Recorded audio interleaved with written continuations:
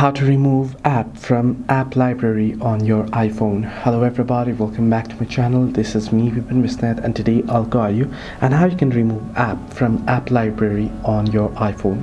Well, the process itself is pretty simple and pretty easy, so let me guide you through. In order to remove the app from your app library, simply head over to your library, right? Your app library.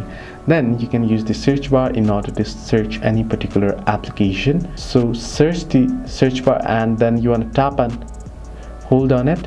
So here you can see it says remove ABC Kids, the particular app here. If you delete the app, it will be deleted from your app library as well. If you remove it from your home screen, then it says removing from home screen will keep the app in your app library. So if you want to remove it from your app library, you'll have to delete the application.